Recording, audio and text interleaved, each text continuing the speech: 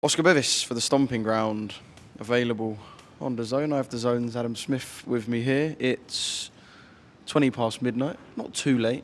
There's always something, I don't know, I find quite calming about once it's all done, being in the arena where it's all gone down. But one place that wasn't calm was Zach Parker's change room. No. Sense that they weren't best pleased with what went down tonight, and that's perhaps an understatement.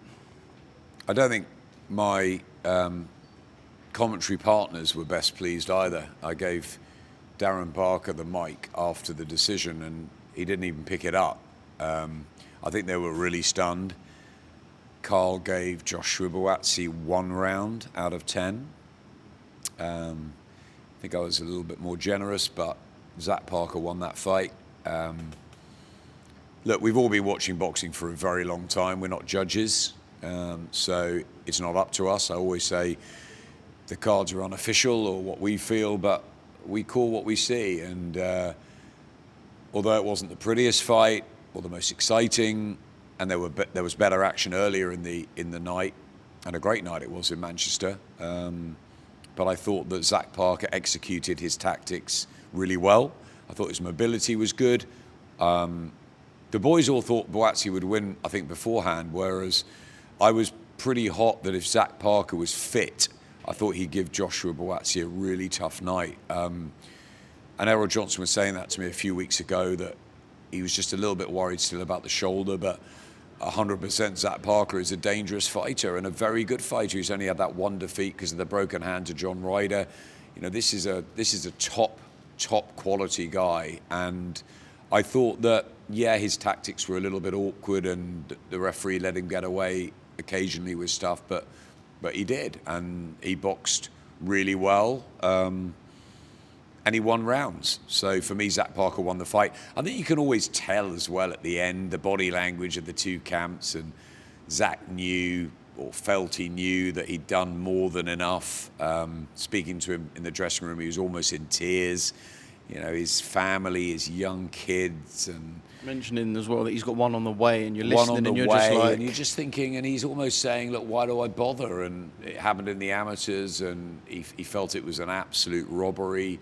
He didn't see Joshua winning more than a round, and he said he just wasn't hit. He felt in total control. So I really feel for Zach. And look, you get luck in this business, and Joshua Buatsi's a great guy, and he's been a fantastic fighter for a long time, and a fighter that I've always thought could possibly go the whole way. I think he's plateaued a little bit. I think obviously the defeat to Callum Smith was a tough one in February, and I think that he needed a big performance tonight. He didn't get that, but he got the win, and ultimately you've got to congratulate the team for the victory, and you've got to be, I guess, magnanimous in defeat if you are Team Parker, but when it's as wide, at least most people felt, towards your man, and you don't get it, it must be really hard. I thought Troy Jones beat Liam Cameron earlier in the night, but it wasn't quite as wide. And again, things are subjective. Fans score it, commentators score it, judges score it, press score it. Ultimately, everyone sees something slightly differently. The 3 judges are there, they're paid to do their job, and that's the decision. It's out of anyone else's control, and the 3 wise men, or not wise men at times, have had a lot of spotlights over the years, particularly in Vegas, in Nevada. But yeah, this one, I haven't felt as uncomfortable about a decision maybe since, and you mentioned it earlier, the Cattrall-Taylor one, which I thought, I'll never think that Josh Taylor won that first fight. As much as I love Josh, Jack Cattrall won it, and I will never, even if I watch that back 100 times, which I won't because it wasn't a great fight, Zach Parker won that fight, and I really feel for him. how, if you were part of Joshua Buatsi's team, do you take this? Because look, he's not going to come out tomorrow and say congratulations to Zach Parker. Do you want to go on for a world title? I lost the fight, but they're not going to shut that changing room door and go, you know, it's all rosy and dandy. What a brilliant performance. We now move on. How do you, if you're part of his team, how would you take that? Because I think deep down, Joshua Buatsi will know that, you know, and he'll be able to tell. And this isn't his fault, none of this, but he'll be able to tell by the response that this isn't ideal. Oscar, none of it's his fault. He went in there and did his best, and I've got respect for every single fighter that gets in the ring. They're brave men and women, and it just didn't go right for him tonight. He got stuck in the mud. I think more because of the stylistic challenge in front of him and how Zach executed those Errol Johnson plans to a T, pretty much. I think it's a tough one. I think that they're going to have to ask some questions. They're going to have to look at the performances with Callum Smith and this one and see where they go from here. He's 32. He gets the victory, so he will get the opportunity to fight for a bigger title. And I think they've got to look at it and look at it in some detail as to where they go from here. Joshua Buatsi is a better fighter than he showed tonight. And I think that he'd be very disappointed with his performance. Just a final one, more on the judging side of things. You mentioned Taylor Cattrall that we were talking about off camera. It didn't change after Taylor Cattrall won. It didn't change after Luis Ritz and Miguel Vasquez is one that kind of springs to mind. I remember watching behind closed doors. Probably won't change after tonight, I will imagine. Damien Kelly was another one in Belfast when I thought he won 9 out of 12 rounds and didn't get the decision. So there's been... Do we have to accept that this is just kind of what boxing is, and it's every 1 in every 20, not even 20, 1 in every 50, you'll get one that is, we can call a bit of a stinker. Because you can get close ones that go either way, but will we just have to accept that perhaps 1 in every 50 shows we get a bit of a horrid one? Or should the judges have to explain themselves and we watch back fights with committees? I don't know. You know, the British board have their rules. They've got very good officials. Sometimes everybody has a bad night at the office, but when you've got 3 judges all scoring it from different sides of the ring and none of them can see that Zach Parker clearly won that fight, there's got to be some sort of questions asked, I think. But boxing will turn, and until there is an alternative system, I mean, the amateurs, there's 5 judges, and they've all got to hit their buttons at certain times. I mean, look, there's AI judges have been brought in. Everybody wants to be a judge. Fans are now judging on the DAZN fan zone. And I think actually they had it closer. I think it was put out, and it was very different to Carl's fight. I'm not sure if it was that one or the Brad Ray Lyndon Arthur fight, but yeah, look, everyone's going to have a different opinion. So it's so subjective, boxing, and we also like debate and controversy because that keeps us talking about it 24/7 on a Sunday, on a Monday, on a Tuesday, on a Wednesday, up to the next fight night. Then we have the next fight night, and it's sort of yesterday's news. But it's not yesterday's news for Zach Parker. It wasn't yesterday's news for Jack Cattrall and the others that have been on the end of decisions that we feel have been wide and difficult to accept. So, yeah, I think we've always got to look at changes and adapting the system. And, you know, another bad decision doesn't make it good. So, yeah, I think that there needs to be certainly something that goes for Zach Parker after tonight.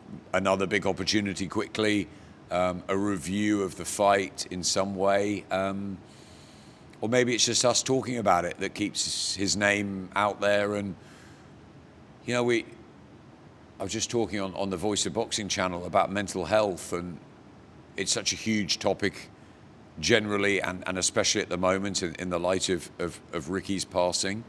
The Ricky Hatton Foundation's been set up. I was talking to the guys at Boxers in Need earlier. And also, you've got to look at the likes of Troy Jones, who go back to Birmingham, and Zach Parker, who goes back to Swaddling Coat, and they don't have anything to say for tonight, and their careers have almost taken a backward step, and they may not get that payday that they desperately need and deserve. That's tough. That's really tough. And something needs to be done about that to make sure they've got support and they get the chances that they deserve after putting in great performances tonight, whether they're rematches, whether they're other spots on the card. I'm sure Frank and George will look at both of their performances and do the right thing, which is make sure that they're in that light heavyweight mix. They've got all the light heavyweights bar Ben Whittaker, and they need their opportunities. I'm just watching Zach Parker's team leave now. It's a long way back to Derby. He was talking about the fans that have paid to come up here and the hotels and all of that, and it's disappointing when you get the win on the road and you don't get the decision. But again, you've got to take it on the chin. That's what the official verdict is. It's there in the books forever, and as much as you might not like it, you've got to sort of accept it, make some changes, show some resilience, and come again. And hopefully there'll be enough people talking about it so they get that chance to do that, because Zach deserves that tonight. And for one, I'll be going home here having enjoyed tonight, but what will be ringing in my ears is that Zach Parker deserved the win of his career and didn't get it. And I think that's disappointing. Yeah, it doesn't just stay inside the walls of this arena. It leaves and goes back to Derby with Zach, like you said. Right, we'll leave on a little bit of a, say, higher note. Just a little, I guess, debate question. For the end of 2025, how are you viewing boxing? There's shows we're hearing about that are falling through. We got Eubank Ben, the rematch coming up, a brilliant card in Saudi. There was a bit of talk about whether it should have been a pay-per-view last week, and yet Joe Parker and Fabio Wardley put on one of the best heavyweight fights of the last few years. How are you seeing the end of the year for boxing? Fabulous. I think it's a fantastic run of fights. I think week in, week out on DAZN, we're getting crackling matches, terrific light heavyweight matches tonight. I thought the main event last week with Wardley and Parker was an absolute classic, a humdinger. What do we have before that? Your call was great, wasn't it? What a brilliant performance from Liddard. That was terrific, and I think just we're getting so much value at the moment. The heist next week, 8-man super middleweight tournament, something different. Then you've got Eubank and Ben the week after, the rematch of the year. Then it's Riyadh for one of the greatest, if not the best, fight night cards of 2025. Then it's Ben Whittaker and Eddie for the first time. Then it's Monaco. We've got, I think, Nigeria, Ghana. We've got something at the Indigo with Giorgio as well in December. The 27th in Saudi. I mean, it's mad. It's great. And the fights to look forward to in 2026. Will we get AJ coming back? Will we get the Fury fight finally? Is there one last big performance from Deontay Wilder maybe? Will we get Chisora and White? Will we get Moses Atama fighting for a world title? What will we get with the light heavyweights? Just some crackling matches to look forward to. I think boxing's in a really good place. I think the Netflix show with Matchroom really helped push that into the casuals as well. Jake Paul's making his noise. Who knows what's going to happen on November the 14th? If it happens. If it happens, whether Ryan Garcia will take it or what will happen to Gervonta, we don't know. And I'm hearing about AJ maybe moving to Usyk's camp. I mean, there's never a dull moment. I've had a tough week myself. We've had a loss in the family, so I've been a little bit out of the picture. And when you're out of the picture for a few days in boxing, you sort of lose track of momentum, don't you? You've got to catch up quick. It's a terrific end to 2025.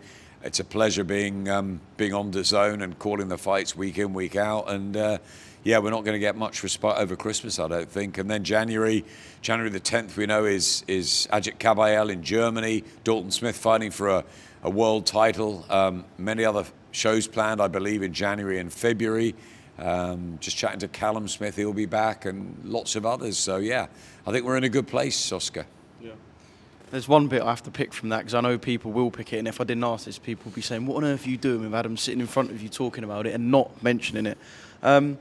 AJ to Usyk's camp now, I said this to you before, you've been someone who's come on here and said if you're Moses Atama, people are talking about you fighting Usyk, go and learn from the guy. Mm-hmm. Right, go and learn from the guy.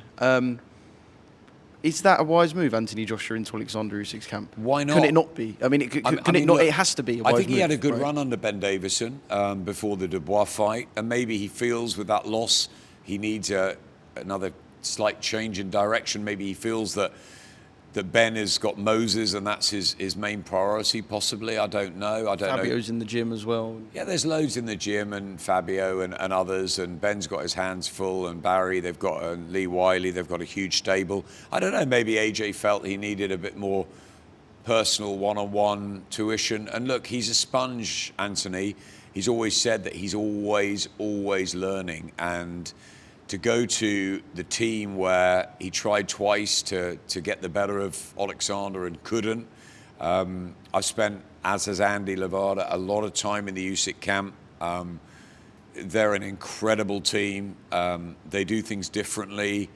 And why not? Why not? Anthony, go and learn from that camp. I think it's an intriguing move. And let's see what happens.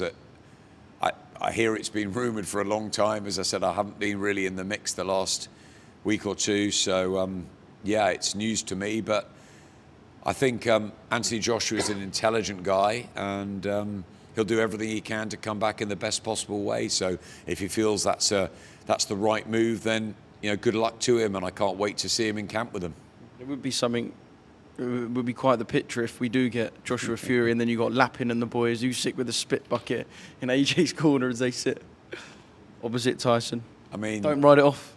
Don't write it off. Don't write it off. It's extraordinary, this sport, and yeah, more twists and turns ahead. I think what's most important is that we get Fury Joshua. I think that's the fight that we want. I know Tyson really wants Usyk again. We've seen it twice.